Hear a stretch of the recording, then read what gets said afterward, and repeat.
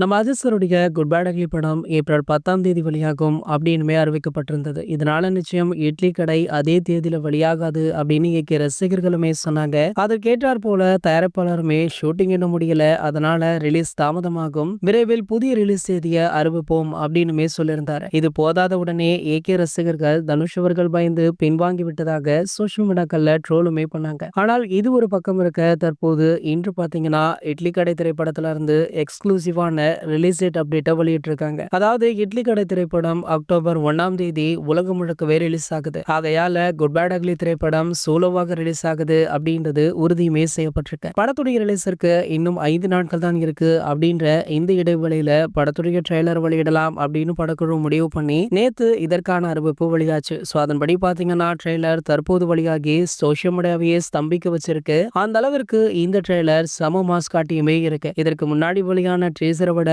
ஒரு படி மேலே சென்று இந்த ட்ரெய்லர் பல சாதனைகளை புரிஞ்சிட்டு இருக்கு. ரசிகர்களை தாண்டி பல செலிபிரிட்டிஸுமே இந்த ட்ரெய்லரை கொண்டாடிட்டு இருக்க வேளையில நம்ம சூப்பர் ஸ்டார் அவர்களுமே இந்த ட்ரெய்லரை பார்த்துவிட்டு அஜித் சார் மட்டுமல்லாமல் படக்குழுவிற்குமே சேர்த்து வாழ்த்துக்களை தெரிவிச்சிருக்காரு. உங்களை யாரெல்லாம் ட்ரெய்லர் பார்த்தீங்க, ட்ரெய்லர் எப்படி இருக்கு அப்படின்ற உங்களுடைய கருத்தை கீழே உள்ள கமெண்ட் செக்ஷன்ல கமெண்ட் பண்ணிட்டு நம்ம சேனலை மறக்காம சப்ஸ்கிரைப் பண்ணிக்கோங்க.